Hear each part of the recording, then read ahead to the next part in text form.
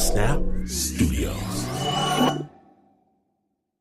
There's an environmental crisis out there that could change the way we grow food and how we eat. They said if we don't save the pollinators, things will get ugly pretty quick.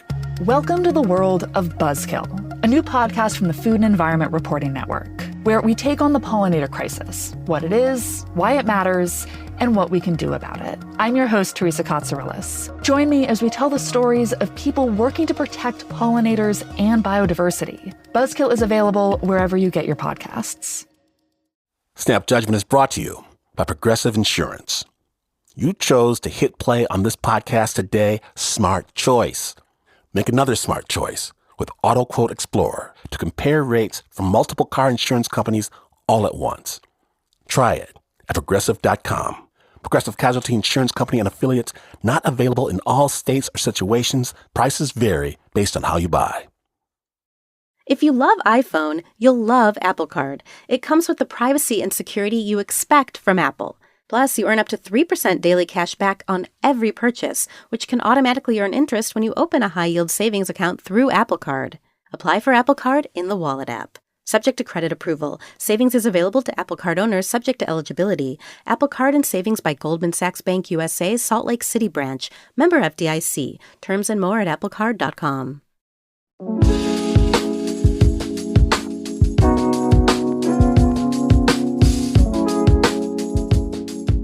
I am the older brother. Whereas older kids everywhere like to say, I was the boss. So when I decided I had to leave the wacky religious cult we were raised in my late teens, after the smoke cleared, my brother abandoned the cult as well. Later, I started school at Grand Valley State University. My brother immediately enrolled at Grand Valley State University. There, I stumbled across an incredible program that sent me to rural Japan for a year, all expenses paid. A little while later, my brother attended the same program, right after I did.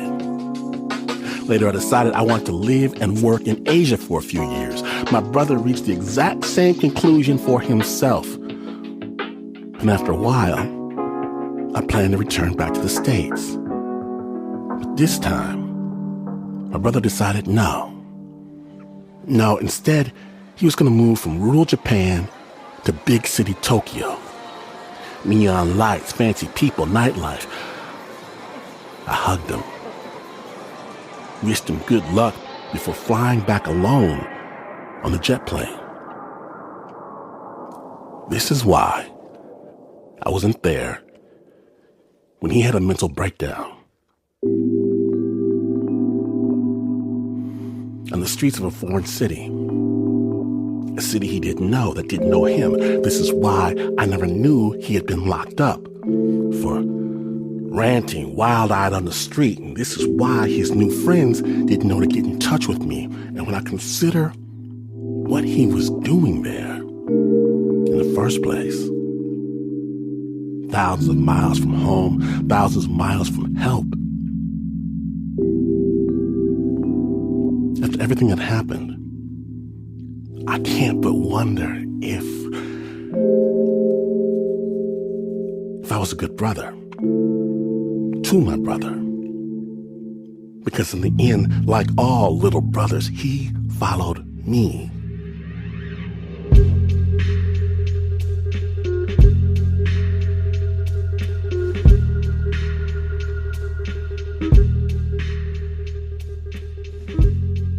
Today on Snap Judgment, another brother story of a sort. We proudly present The Spoon and Rusty Nail. My name is Glenn Washington. I thought I was my brother's keeper. When you're listening to Snap Judgment.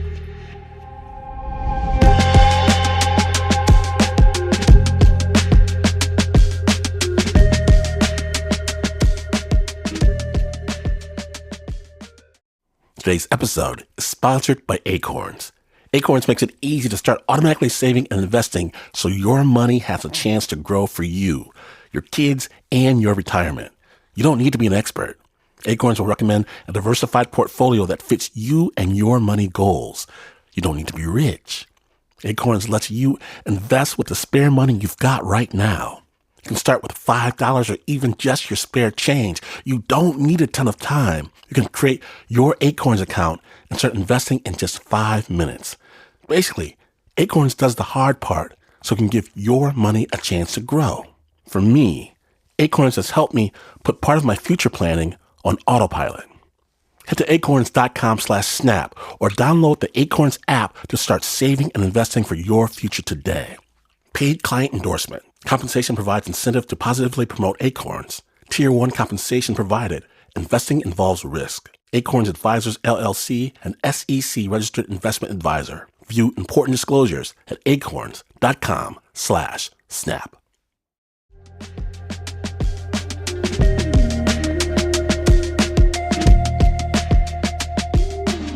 Welcome back to Snap Judgment. We begin in the middle of the 2010s. China began rounding up hundreds of thousands of people, possibly 1 million or more.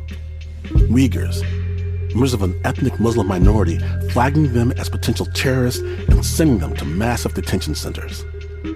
We know this mostly from brave people who made it out to tell the tale. But even attempting to escape can land you in a much worse position than you started.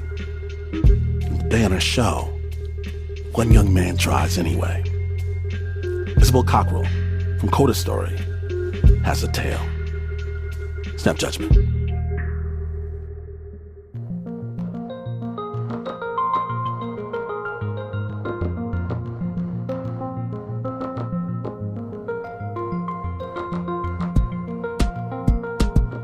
When Hashim was 16 years old and living in Xinjiang, China, his favorite TV show was a Turkish telenovela that he watched with his mum.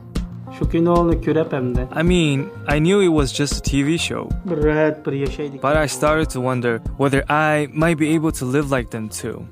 The show was called Adanali. It was about a police officer turned vigilante who takes down corrupt cops.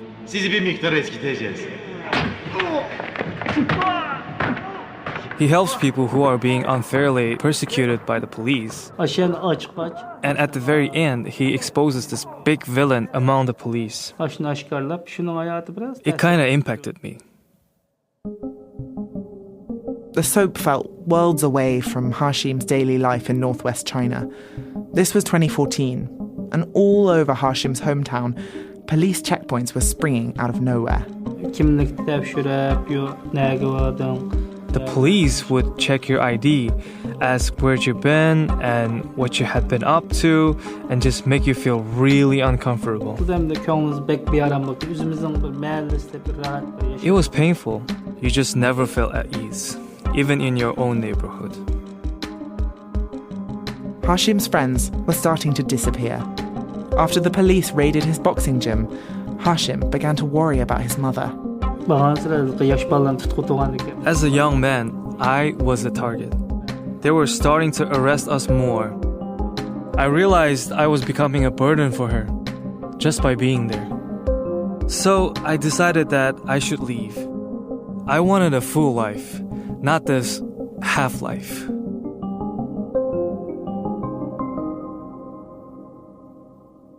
He felt there was no other way but to get out of China. The Chinese government doesn't allow most Uyghurs to travel or have passports, so that left Hashim with only one choice. He packed up a few things, said nothing to his mother. I knew that if I told her about my plans, she would tell me not to go. So I didn't tell her, thinking once I was gone, then she could hear about it. He travelled to a border town near Vietnam, where he contacted a group of human smugglers. You know, like a Toyota? Those normally carry 5 or 6 people at most, but the smugglers will manage to squeeze 15 people inside. They will pack everyone in and drive extremely fast. At one point, I was sitting in the front seat next to the driver and I watched the speedometer, which never dipped below 60 miles an hour. The car bounced along twisty dirt roads, navigating steep drops and treacherous passes through the jungle. You had this feeling that no one had ever passed through this place before, as if you're the first person in the world to go through here in a car. Hashim was taking an infamous route that traffics goods and people through Vietnam, then Cambodia, Thailand, and onto Malaysia. They call it the smuggler's road. I never heard anyone call it anything else. It works like a relay system. Smugglers in one country hand you to the smugglers in the next country. They'd nearly made it through Thailand, but when they reached the border with Malaysia, the car suddenly stopped. Hashim and his fellow passengers stepped out into a clearing in the jungle, already full of people, men, women, children. There were 73 of us, young and old. And we decided to surrender ourselves to the police.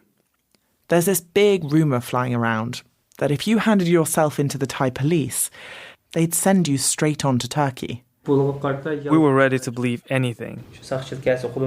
So we voluntarily handed ourselves over, believing they would send us to Turkey in a few weeks. They're quickly arrested. The women and children are taken one way. Hashim and the other men are taken to a detention centre. I mean, at that moment, we were convinced it was just going to be only 15 days there. But 15 days passed and nothing happened. Then 1 month, 2, and we began thinking this plan is not working out. Hashim is living in a small, narrow cell with a dozen other guys. They're all crammed in on top of each other, monitored by cameras 24/7. One of them, a man named Mohammed, was on the car journey with him. Muhammad was older than me, and he tried to lift my spirits if he saw that I was feeling low. He would say, "Hanging there." And whenever he did that, it felt like a weight lifting off my shoulders. Mohammed had fled with his wife and children, and he and Hashim bond over being apart from their families. I was in a pretty bad place mentally after running away from my parents. He consoled me and made me feel better. He said, "My little brother, now that we've met each other, let's just be like family with one another." Allah'tan sorumsak bulmaydı ekan bu işlerimizde. İnşallah bizga yordam qilib bulolmadi tarafda. As we began to realize that we were stuck there and no one could really help us, we kind of settled into the routine of prison life. We spent our time reading, eating the meals they brought us, chatting, and studying the Quran. But we also worried, will they send us back to China? So our days were spent in uncertainty. There was no daylight in our cell, and our arms and legs would become stiff. So we would walk for an hour or two. We would walk in circles, like if there were people sleeping on the edge of the cell, then the middle would be empty to walk up and down. My thoughts keep just running over the same idea. Is this my life now? Will it soon feel like I never even had a life on the outside? I wondered if I would ever get out of there, ever get to walk on the road outside the prison. That was the main feeling eating away at me.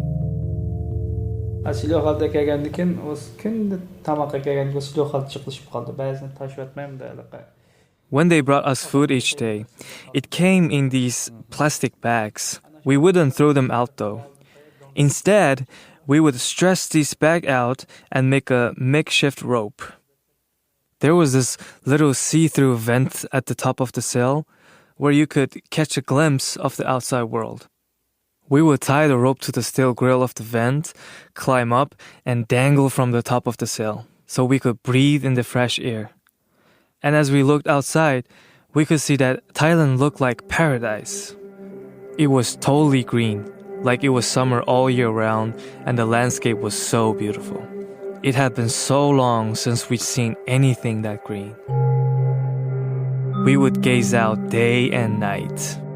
Arzuyumuz pek keldi jo'mdi. After seeing all that green, our desire to go outside became unbearable. Ama keyingi hayatımızda bu işimiz bo'lmadi. Şu azraq bir. It gradually dawned on us that we were not going to get out, Allah'tan sorumsak olmaydı. at least not without Allah's help.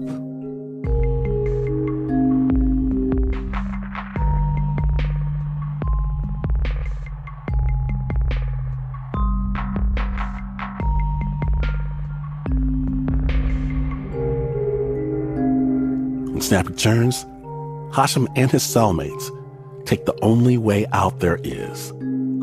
Stay tuned.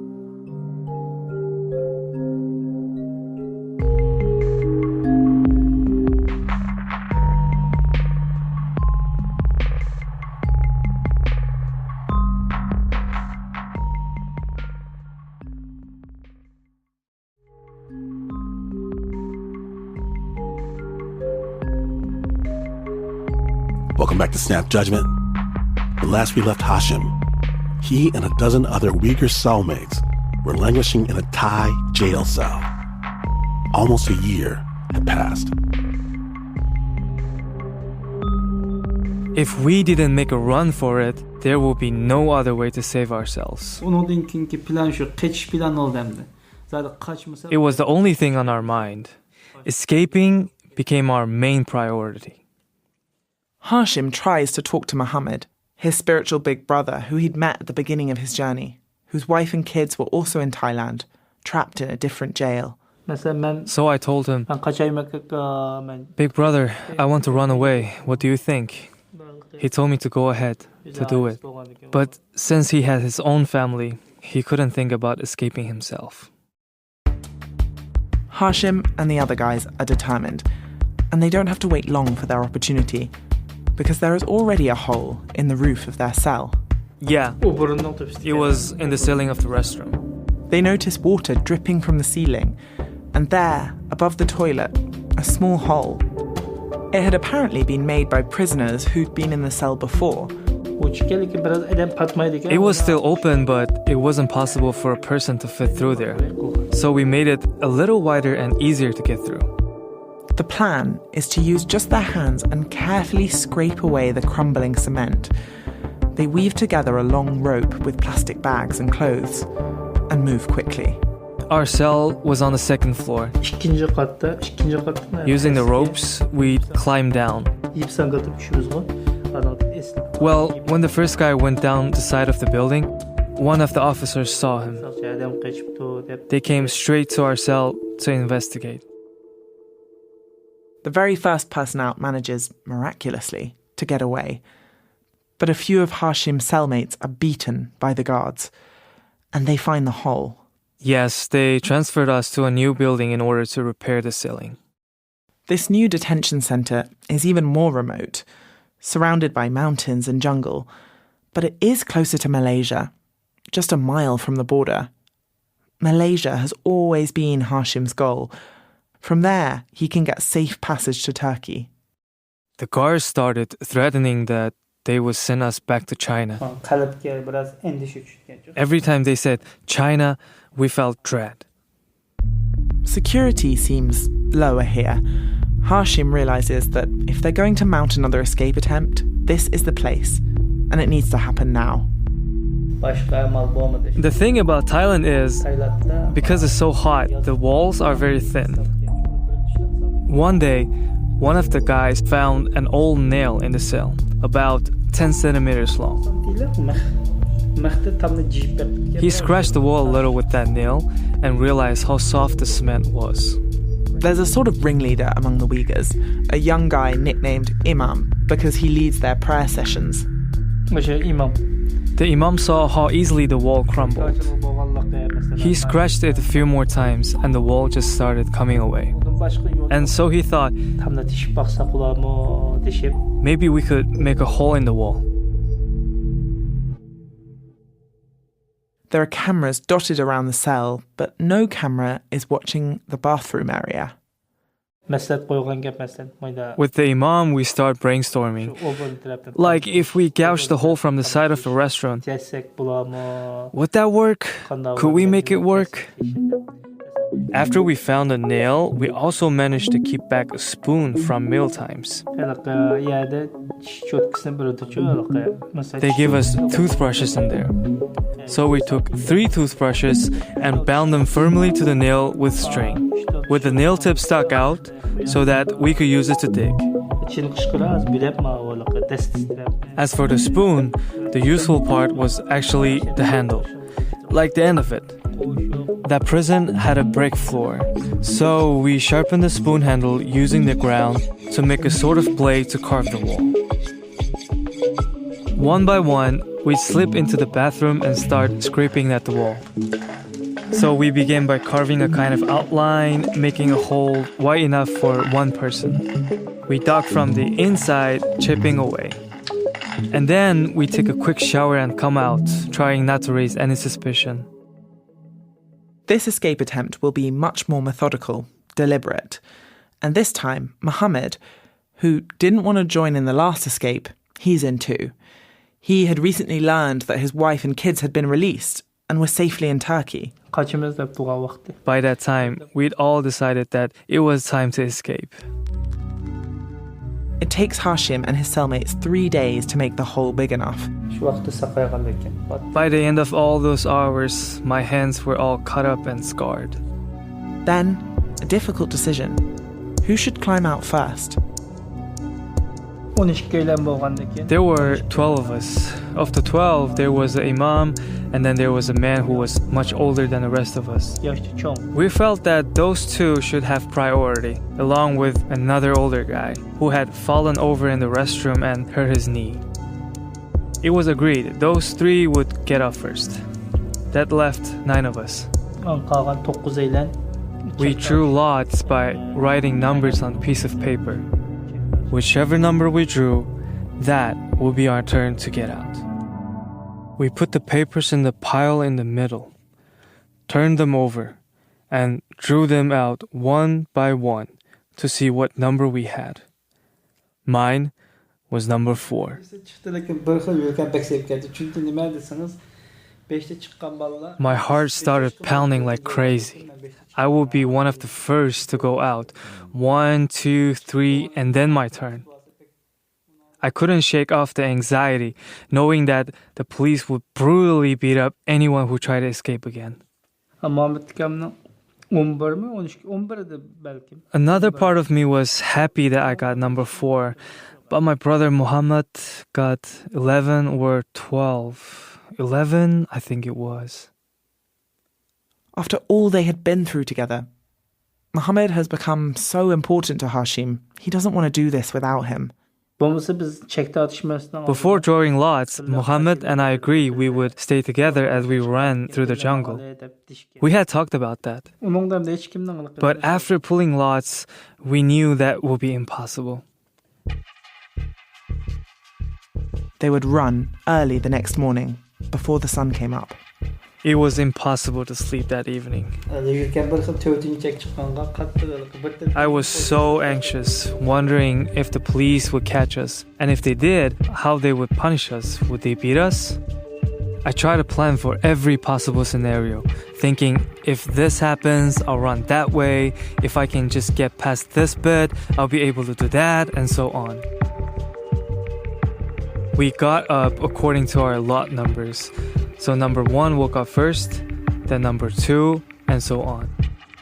They had gouged the wall out, except for the very last thin layer of plaster, so that from the outside the wall looked intact.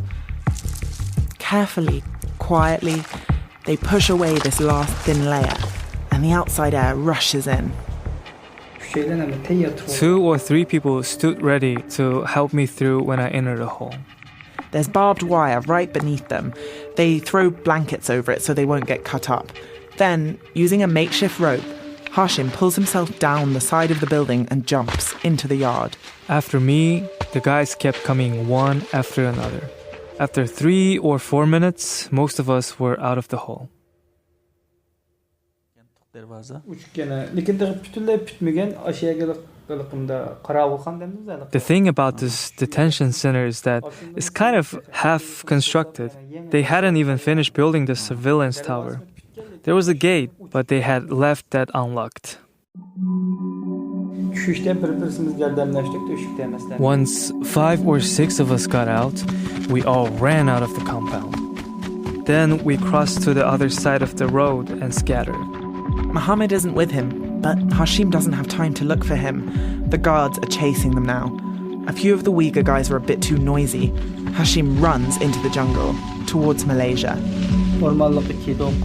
We go deep into the jungle, and after a while, 9 of us manage to find each other.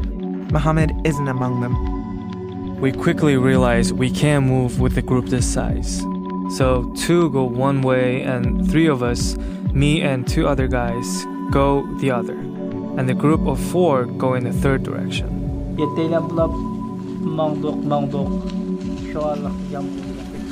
We walk, and it starts to rain very hard. We continue pushing forward through the rain until we were pretty far away from the prison. We're making progress. It had been around 2 or 3 in the morning when we escaped, and as we walk through the jungle, the sun starts to rise. Since it would be so dangerous to move in the sunlight, we quickly gather up some grass and branches and go to sleep. They lay low all the next day until dusk. That jungle was so muddy and we had no shoes, so we would get all kinds of splinters in our feet. And there was this particularly spiny plant which would just cut us. Our feet were all ripped up and raw. It's only a mile to Malaysia, true, but through a jungle and over a mountain range with no maps, no compass. And all Hashim has to survive on are a couple of biscuits and dates he'd stashed from the prison.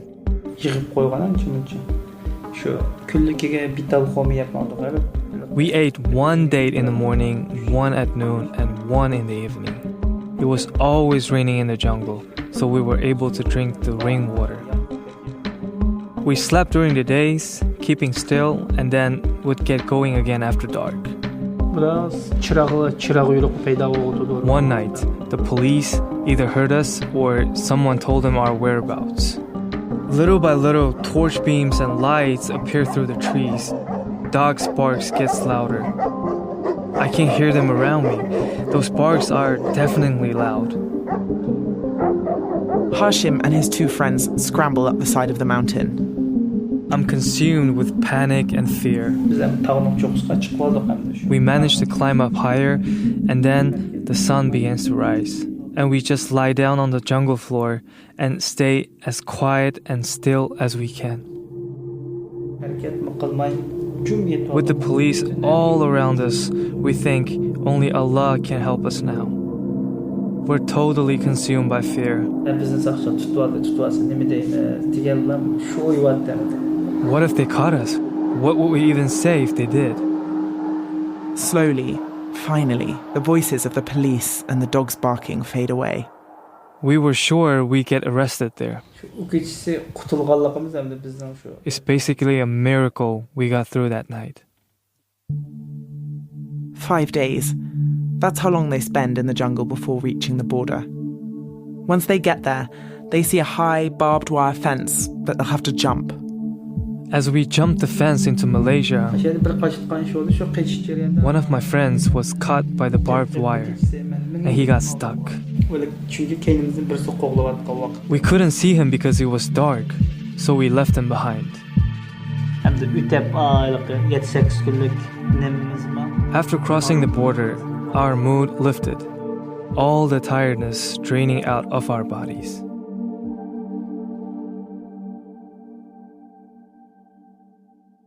Hashim lives in Istanbul now.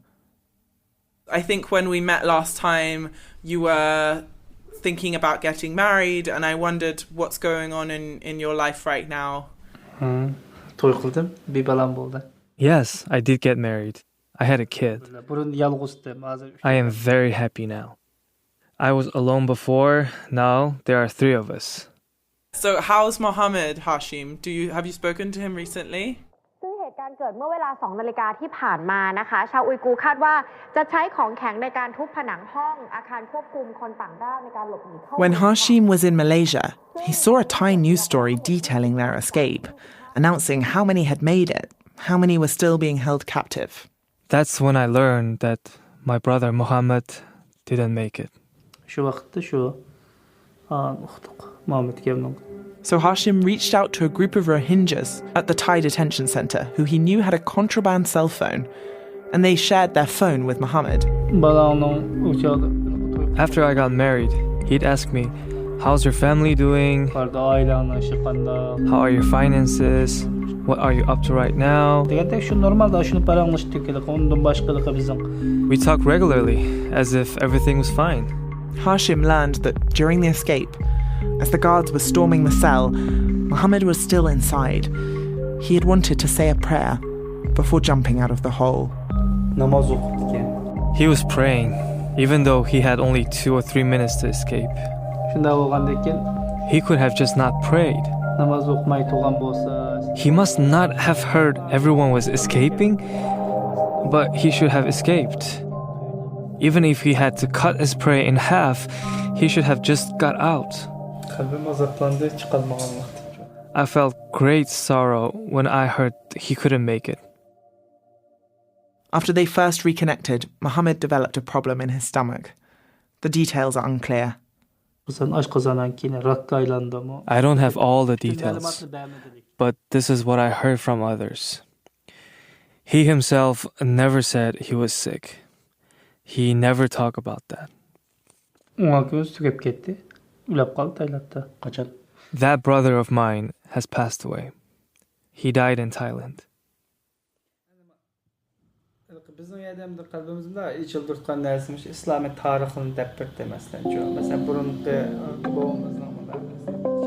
In prison, the one thing that comforted our hearts was hearing about Islamic history. Muhammad Akka would teach us about that, telling us how our ancestors endured all kinds of hardships. He would say, be patient. This is just how this road is for us.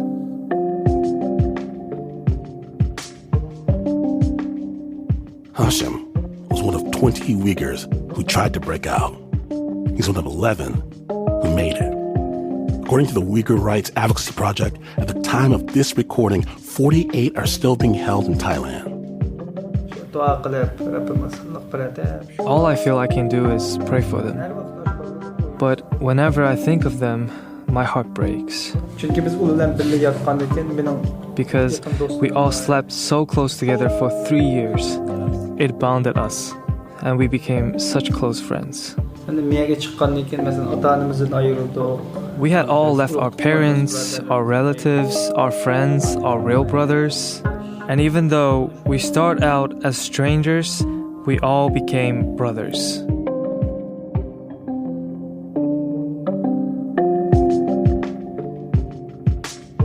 Thank you, Hashim, for sharing your story with us. This episode was reported in partnership with Coda Story. English translation for Hashim was provided by Ezra. And I'd love to give proper credit and laud the Uyghur translators who helped us create this story. But they asked us to never use their names in order to protect their families. The original score was by Renzo Gorrio. It was reported by Isobel Cockerell of Coda Story and produced by Isobel Cockerell and John Fecile.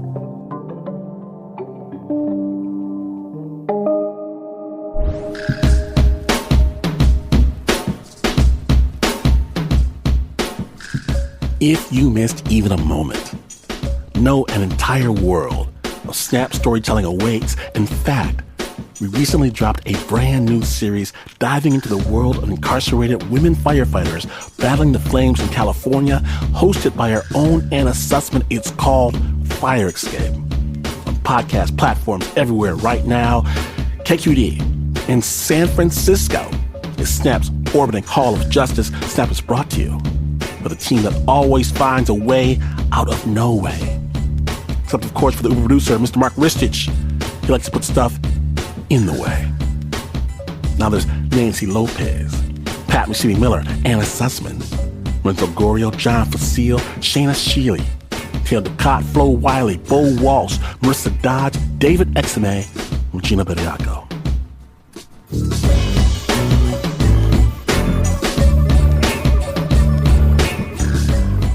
And this is not the news. No way is this the news. In fact, you could discover that for the want of a single rusty nail, the shoe was lost.